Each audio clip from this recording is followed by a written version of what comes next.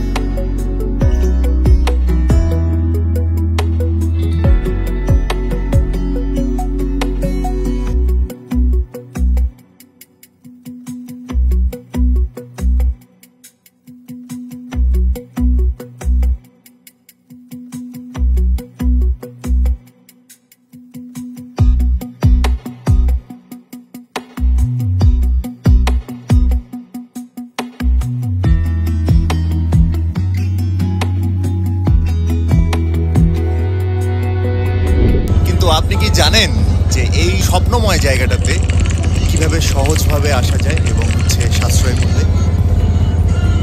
তো আমি তারুণ্য, আপনারা দেখছেন আগুন তারুণ্য, আর এই মুহূর্তে আমরা আছি টাঙ্গুয়ার হাওরে আর হাউসবোটের উপরে। তো আপনারা কে কেমন আছেন একটু কমেন্ট করে জানাবেন। এই ভিডিওটার মধ্যে যেই টপিকগুলো আমরা কভার করব, টাঙ্গুয়ার হাওরে কিভাবে আসবেন এবং কি ওয়েতে আসা যায়, এছাড়াও কি নিয়ে আসতে হয় টাঙ্গুয়ার হাওরের জন্য, হাওরে কি দেখা যায় এবং প্রতিজন প্রতি কত টাকা করে খরচ করতে পারে, আর এর পাশাপাশি একটা ইম্পর্টেন্ট জিনিস সেটা যে আমরা কি সতর্কতা এবং পরামর্শ থাকবে কিছু, এই জিনিসগুলো নিয়ে আমরা সতর্ক থাকবো আর কি।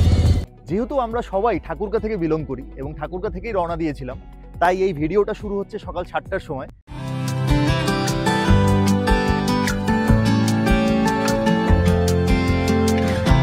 আমাদের মিটিং পয়েন্ট ছিল এক জায়গায়। এরপরে আমরা 6 জনে মিলে রওনা হই। অটো রিক্সার মাধ্যমে যাচ্ছিলাম ঠাকুরগাঁও রেল স্টেশনের দিকে।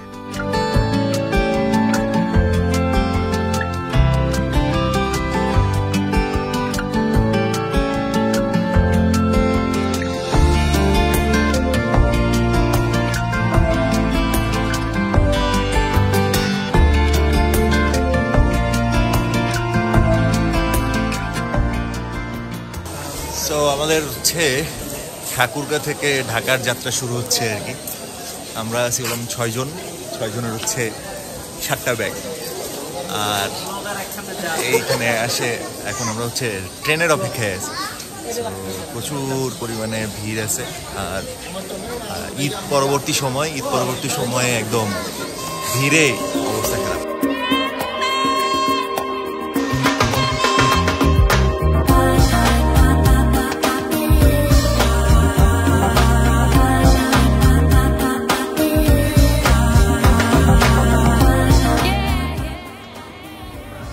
চলতি পথেই ট্রেন এসে দাঁড়ালো পার্বতীপুর রেল স্টেশনে।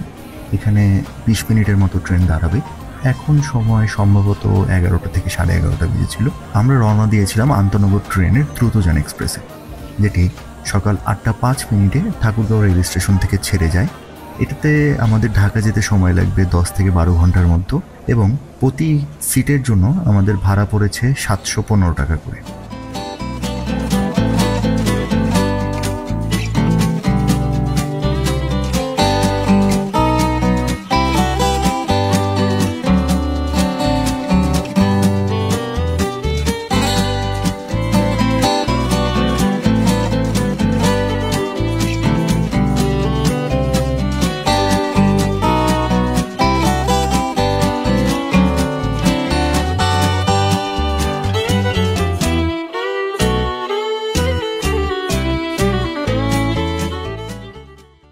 সায়দাবাদ দেখে প্রথমে মনে করেছিলাম যে চলে আসলাম মনে হয় সায়দাবাদ। অ্যাকচুয়ালি আমাদের ঢাকা থেকে সুনামগঞ্জ যাওয়ার বাস সেটা সায়দাবাদ থেকে ছাড়বে। তো আমরা এখানে সায়দাবাদ দেখে একটু আটকে গিয়েছিলাম।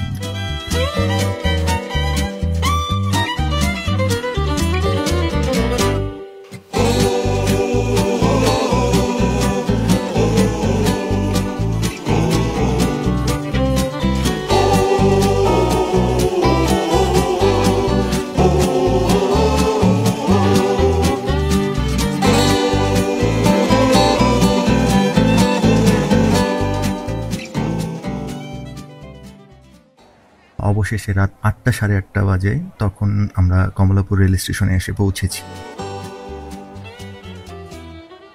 এখান থেকে রিক্সা নিয়ে যাব হচ্ছে সায়দাবাদে আমাদের বাসের টিকিট কাটা আছে হানিফ এন্টারপ্রাইজে রাত 10:45। দুজন করে প্রতি রিক্সায় আমরা 3টা রিক্সা নিয়েছি এবং 3টা রিক্সায় 100 টাকা করে 300 টাকা রিক্সা ভাড়া দিয়েছি। আমরা 9:30টার মধ্যেই হানিফ এন্টারপ্রাইজের কাউন্টারে পৌঁছে গিয়েছিলাম সায়দাবাদের। 1-1.5 ঘন্টার মতো সময় ছিল। আমরা চেষ্টা করছিলাম যে যদি আমরা এখান থেকে খাওয়া দাওয়া করে যেতে পারি, কারণ দুপুরবেলা আপনারা দেখেছেন যে আমরা ট্রেনে করে আসছিলাম, তাই তেমন কিছু একটা খাওয়া হয় নাই, তাই খিদাটা প্রচণ্ড পরিমাণে লেগেছিল। পাশের একটা হোটেলে চলে যাই এবং সেখানেই রাতের খাবারটা সেরে নিই। আমি মনে হয় যে বেশি অসুস্থ হয়ে যাচ্ছি, সর্দি লাগে, অবস্থা খারাপ, টোলা খাই সারাদিন। এখন সারাদিনের পরে এখন খাওয়া দাওয়া হবে, তারপরে বলা যাবে কি অবস্থা হয়, তারপরে দেখা যাবে।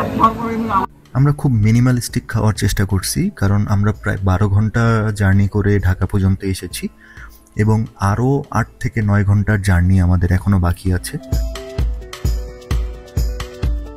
আমাদের হানিফ এন্টারপ্রাইজের বাসটি 10:45 ছাড়ার কথা থাকলেও সেটা 11:45 ছাড়ার কথা বলে কাউন্টার থেকে, কিন্তু তারও ঠিক 15 মিনিট পর মানে 12:05 দিকে ঢাকা থেকে সুনামগঞ্জের উদ্দেশ্যে হানিফ এন্টারপ্রাইজের বাসটি যাত্রা শুরু করে।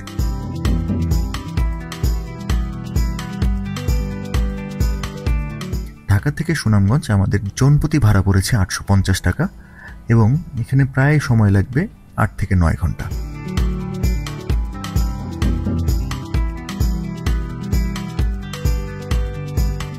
Good morning. আর এই সকাল সকাল আমরা খুব সুন্দর সুন্দর দৃশ্য দেখতে যাচ্ছিলাম। আমাদের বাসে টোটাল যাত্রীদের মধ্যে মাত্র 2 জন ছিল যারা সিলেটের উদ্দেশ্যে যাবে। তো আমাদের এই 2 জন যাত্রীকে পিছন থেকে আমাদের পরে একটা গাড়ি ছেড়ে আসছে ঢাকা থেকে, সেই গাড়িতে ওই 2 জনকে উঠিয়ে দেবে এবং ওই বাস থেকে 2 জন যাত্রীকে এই বাসে নিয়ে আসার উদ্দেশ্যেই 10 মিনিটের জন্য দাঁড়িয়েছিলাম। আমাদের এক বন্ধুকে আমরা পেয়ে গেলাম। বন্ধু তো বিস্কুট খাওয়ায় খুব ব্যস্ত। আমার হারিয়ে যাওয়া চৌধুরী বংশের একজন বড় ভাই, শ্রদ্ধেয় বড় ভাই। তাকে আমি বিস্কুট দিলাম, সে খাবে না। চলো চলো।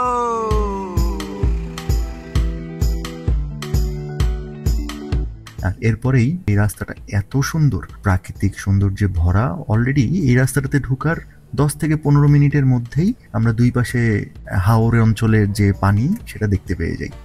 এই রাস্তাগুলো দেখে আমার বারবারই মনে হচ্ছিল যে মিঠামাইন, ইতনা, অষ্টগ্রাম, নিকলি, হাওরের যে রাস্তাটা, সেই রাস্তাটার কথা। রাস্তাটা খুবই সুন্দর ছিল। দুই পাশে প্রচুর পরিমাণে গাছের মাঝখান দিয়ে আমরা যাচ্ছিলাম এবং দুই পাশে প্রচন্ড পরিমাণে জলরাশি। এত সুন্দর লাগছিল, মনে হচ্ছিল যে আমরা অলরেডি হাওরে পৌঁছে গেছি। ঠিক সকাল 8:10 দিকে আমাদেরকে নামিয়ে দেয় সুনামগঞ্জের এই ব্রিজটার এখানে। আর এই দিক দিয়েই লেগুনা অটো, সিএনজি যেগুলো আছে, যেগুলো যায় তাহেরপুরের দিকে। তাহেরপুর থেকেও অনেকগুলো বোট ছাড়ে, কিন্তু আমাদের বোটটা সাহেববাড়ি ঘাট থেকে ছাড়বে, যেটা এখান থেকে 20 টাকা করে জনপ্রতি অটো ভাড়া নেয়। করো, ভিডিও করো। হ্যালো গাইস, আমরা এখন টাঙ্গুয়ার হাউ।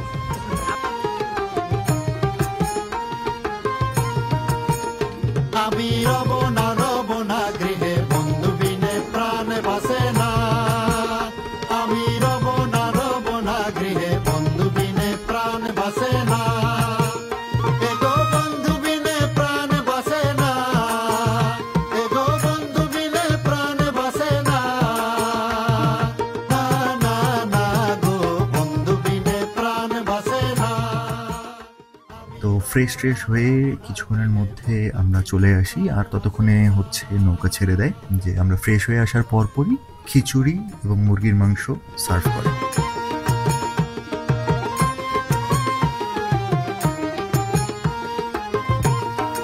অ্যাকচুয়ালি বিষয়টা হয়েছে যে অ্যারাউন্ড আমাদের প্রায় 22 ঘন্টার মতো জার্নি ছিল। একটু পরেই আমি আসলে আমার ব্যাক পেইন অনুভব করতে শুরু করি। আমাদের প্রদীপ দাদু আমাকে খুব হেল্প করছে।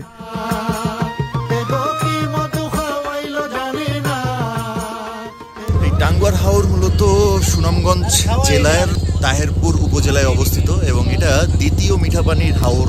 আপনারা যদি কেউ জানেন যে প্রথম বৃহৎ বাংলাদেশের মধ্যে হাওর কোনটি, তাহলে কমেন্ট করে জানাবেন। হাওরের এই অপূর্ব সৌন্দর্য উপভোগ করতে করতে আমরা পৌঁছে যাই শিমুল বাগানে।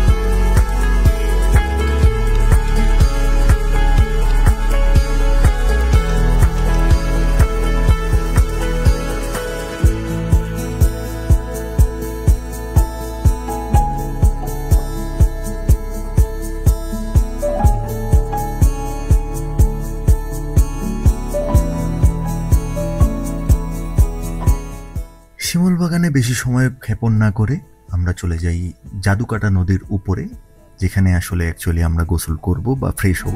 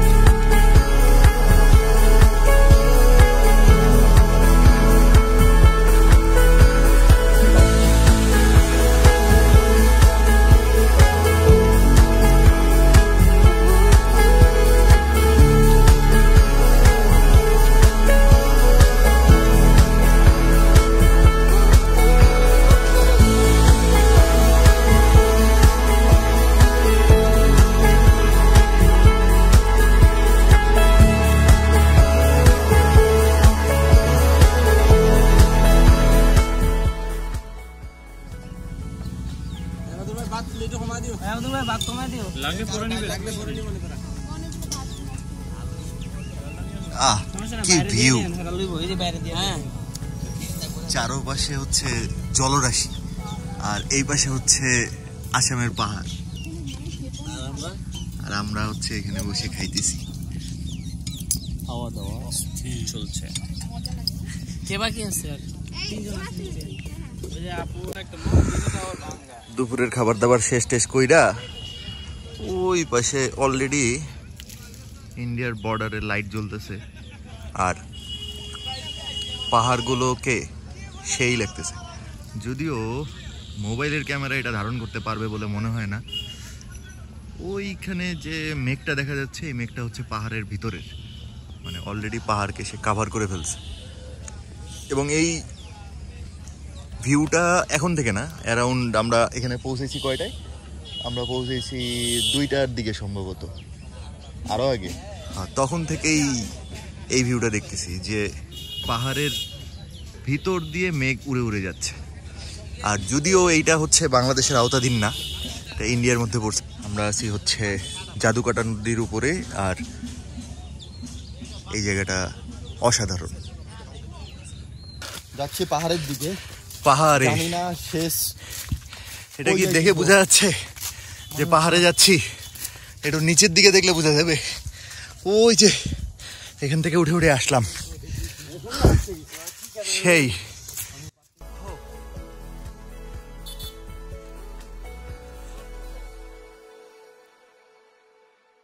অসাধারণ লাগতেছে। অ্যাকচুয়ালি বিষয়টা হচ্ছে যে ক্যামেরার চোখ দিয়ে জানি না কতটুকু ভালো দেখা যাচ্ছে, নিজের চোখ দিয়ে যা লাগতেছে, ও মাই গড! বাংলাদেশ অনেক সুন্দর, অ্যাকচুয়ালি অনেক সুন্দর। যদিও ওইটা হচ্ছে ইন্ডিয়ার পাহাড়, এটা হচ্ছে বাংলাদেশের পাহাড় যেখানে আমরা উঠতেছি, কিন্তু বাংলাদেশ অনেক সুন্দর।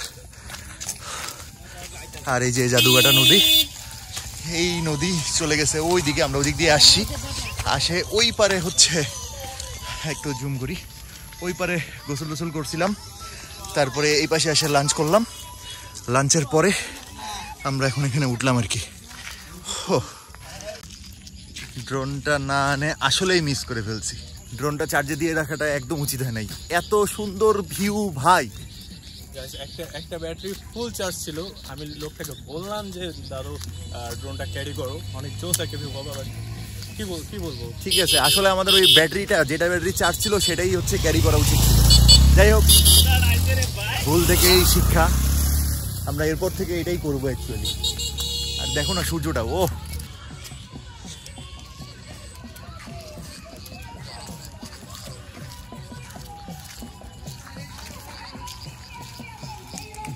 ভাবা যায় তিনও পাশে পাহাড় আর তিনটা পাশই নাকি ইন্ডিয়ার। ওই যে ঝর্ণা দেখা যায় কি, ওই যে একটা ঝর্ণা, যদিও জুম করে বোঝা যাচ্ছে না খুব একটা। আর এখানে বসছে গানের আসর।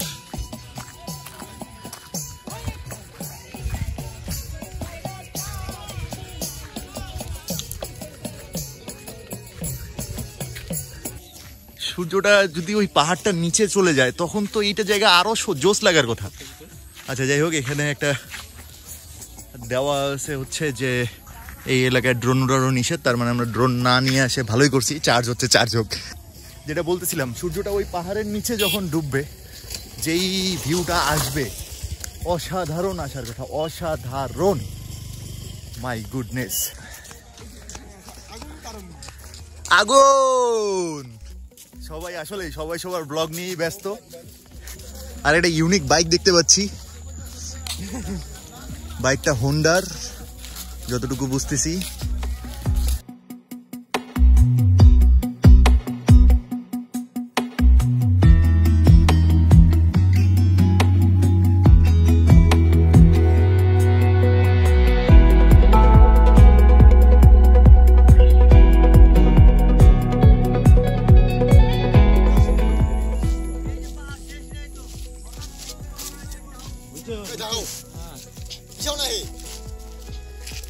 এখানে ছবি তোলাতুলি চলমান আছে, যে মনটা ভরতেছে না, ছবি তুলছি ভাই, মনটা ভরতেছে না, এমন ওয়েদার। টাকা গেছে গেছে, কিন্তু জায়গা তো দেখছি, জায়গা তো দেখছি। কি দেখেছেন বারে জায়গা? পাহাড়টা আমারে ওরে পাহাড় বারে, ওটা ঝোলাটা ও সেটাই তো। আরো বাতিলা জ্বলেছে বারে, বাতিলা বাতিলা জ্বলেছে, বাতিলা জ্বলছে হে। মুই চিন্তা করছি মুই উঠে কেঙ্গালে যাম, মুই যদি যাবা পারু তাহলে মুই ভাই যাবো। কাছে দেশে কোন কাছে আই বাকি দিন ইন্ডিয়া কছ এটা, আই বাকি ইন্ডিয়া শার্টগুলো নিয়ে আসতো একটা। হ্যাঁ ওটা ইন্ডিয়া বারে।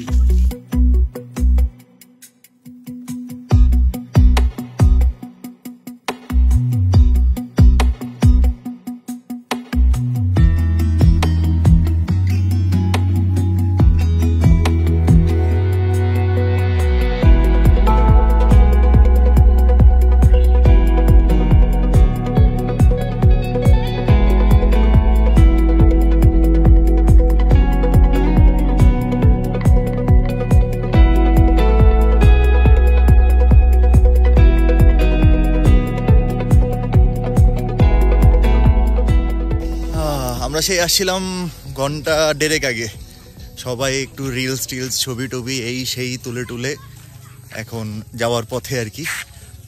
বাই বাই, টাটা, আবার দেখা হবে।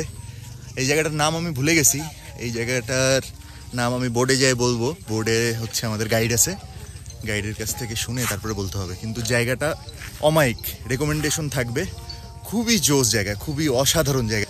এখন যাওয়ার পালা, সন্ধ্যা হওয়া অবস্থা, আর 5 মিনিটের মধ্যে হয়তো বা হচ্ছে আপনার আলো কমতে শুরু করবে। অলরেডি কিন্তু কমে গেছে, আপনি দেখতেই পাচ্ছেন। আর খুব সুন্দর একটা সানসেট হচ্ছে ওই পাশটাতে, এবং হয়েও গেছে।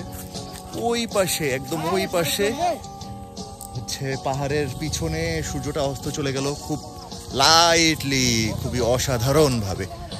আর ওই আমরা হচ্ছে ট্রাইপড না আনার কারণে আসলে শুরু তো কেবল, আস্তে আস্তে এই জিনিসগুলো হবে। যেরকম এখন আমার কাছে খুব ভালোভাবে ফিল হচ্ছে যে আমার যদি একটা মাইক্রোফোন থাকতো, সো এটার একটা প্ল্যান করা উচিত, একটা মাইক্রোফোনের, একটা ট্রাইপডের। সো ট্রাইপডটা হইলে আমরা হচ্ছে খুব সুন্দর একটা সানসেটের একটা ভিউ নিতে পারতাম। সো সব কিছু হবে আস্তে আস্তে, আপনারা যদি সাথে থাকেন। দেখা হচ্ছে আবার।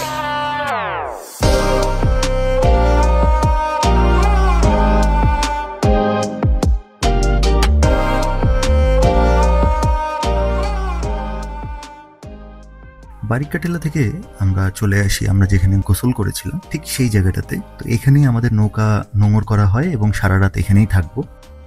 আর আমাদের সাথে ছিল আরিফ ভাই, আমরা আগেই আপনাকে বলেছি আমাদের ট্যুর গাইডে। সো আরিফ ভাই আমাদেরকে বলেন যে এখানে একটা বাজার আছে আর এই বাজারটাতে চা খুবই অসাধারণ। তো আপনারা জানেন যে আপনাদের আগুন কেমন পরিমাণের চা ভক্ত, আর আমরা সবাই অ্যাকচুয়ালি অনেক বেশি টায়ার্ড ছিলাম যেহেতু প্রায় 22 থেকে 23 ঘন্টা জার্নি করে একদম ঠাকুরগাঁ থেকে সুনামগঞ্জ পর্যন্ত পৌঁছেছিলাম। তাই আমরা এই চায়ের লোভটাকে সামলাতে পারি নাই আর সবাই মিলে চলে যাই সেই চা খেতে এবং এই বাজারটাকে একটু এক্সপ্লোর করতে। সো আমরা যাই, যেটা দেখলাম বাজারটাতে সব কিছুই নিত্য প্রয়োজনীয় সব কিছুই এখানে পাওয়া যায়। আর আমরা এখানে একটু চা খেলাম, একটু আড্ডা দিলাম, তারপরে আবার ব্যাক করে চলে আসি আমাদের হাউস বোটের উপরে। হাউস বোটের উপরে ফেরত এসেই সবাই উনো খেলতে বসে যায়। আর উনো মনে হয় অনেক মানুষ নিয়ে খেলা যায়, আমি আসলে জানি না কেমন করে উনো খেলতে হয়। তো আমি চলে যাই হলো ছাদের দিকে। সো হাউস বোটের ছাদের যে দৃশ্যটা এত অসাধারণ, এত অসাধারণ, এত অসাধারণ যে এক পাশ থেকে ইন্ডিয়ার পাহাড়গুলোকে দেখা যাচ্ছে, অনেক দূরে দূরে ইন্ডিয়ার যে লাইটগুলো সেগুলোকে দেখা যাচ্ছে, পাশে নদীর ঢেউয়ের একটা সাউন্ড আসতেছে, সেই সাউন্ডটা যেন কানের মধ্যে এখনো বাজতেছে আমার।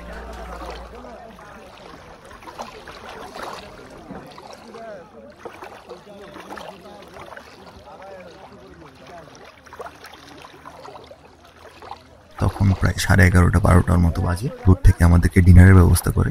ডিনারের কোনো ফুটেজ পাচ্ছি না কারণ সবাই সবার মতো করে একটু ব্যস্ত হয়ে গেছিল। সেই দিন রাত্রে আমাদেরকে হাঁসের মাংস দেওয়া হয়েছিল। হাঁসের মাংসটা এত সুন্দর হয়েছিল, আমি হাঁসের মাংস সাধারণত খাই না এবং এই হাঁসের মাংসটা খুবই অসাধারণ, খুবই জোশ ছিল।